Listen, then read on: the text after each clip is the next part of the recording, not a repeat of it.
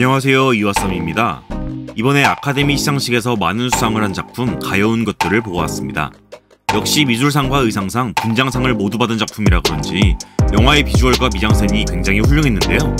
거기에 여우주연상을 받은 엠마 스톤의 연기와 동화를 보는 듯한 스토리로 아주 재미있게 관람하고 왔습니다.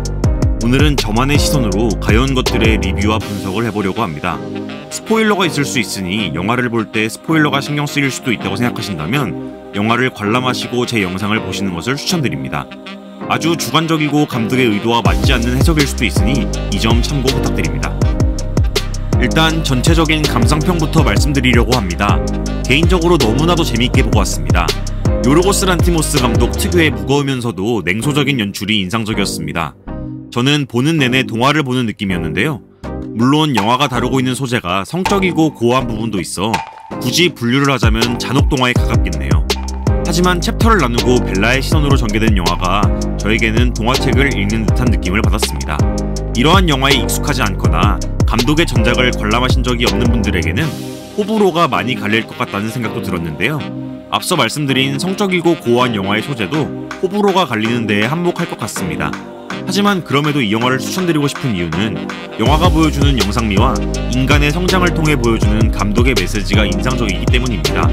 요르고스 란티모스 감독은 벨라의 성장을 통해 인간은 선하게 태어나는지 악하게 태어난지를 가르는 성선설 성악설부터 인간 사회에 대한 냉소적인 메시지까지 다양한 인간 군상들을 영상을 통해 보여줍니다. 이러한 부분이 저에게는 꽤 인상 깊게 다가왔습니다.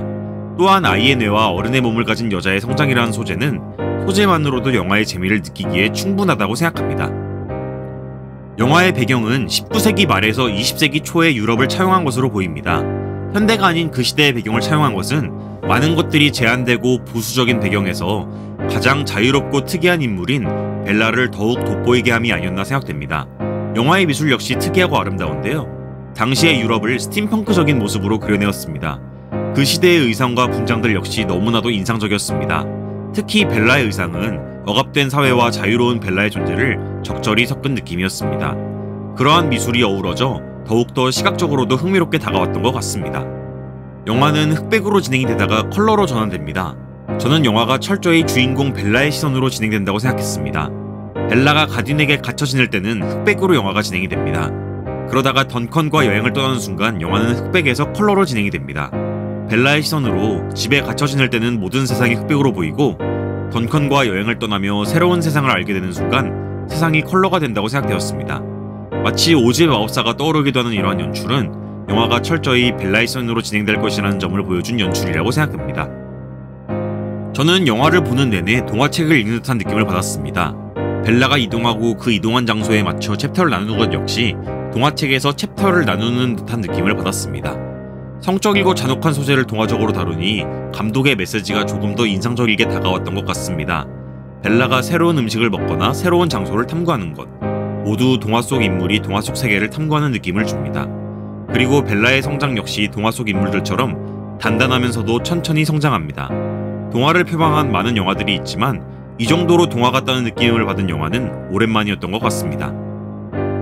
벨라는 인간인 가딘 백스터 박사에 의해 창조된 인물입니다. 제가 이 영화를 보고 인상 깊었던 점 중 하나는 벨라가 다른 영화들처럼 자신의 존재에 대한 의문을 품지 않는다는 점이었습니다.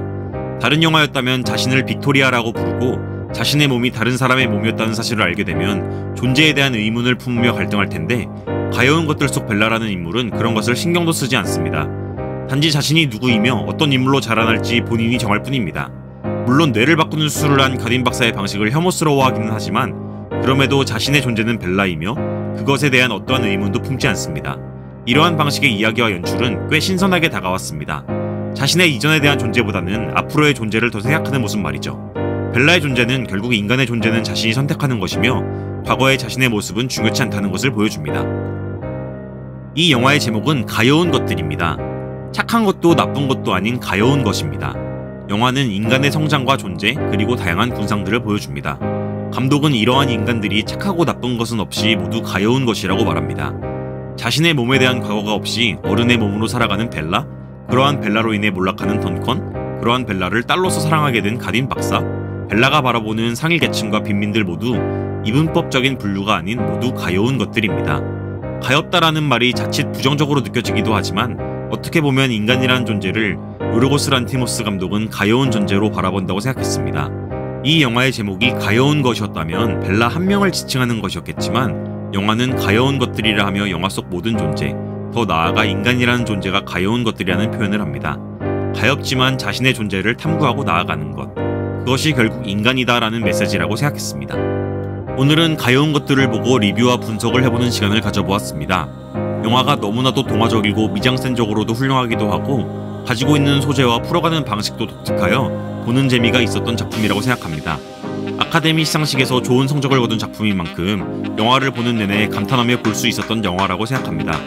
호불호가 많이 갈리는 작품이지만 동화 같은 연출과 비주얼, 그리고 인간의 존재에 대한 요르고스 란티모스 감독의 시선이 담긴 이 작품을 많은 분들이 관람하시기를 추천드립니다. 영상을 재밌게 보셨다면 구독과 좋아요 부탁드리겠습니다. 지금까지 이왓삼이었습니다. 감사합니다.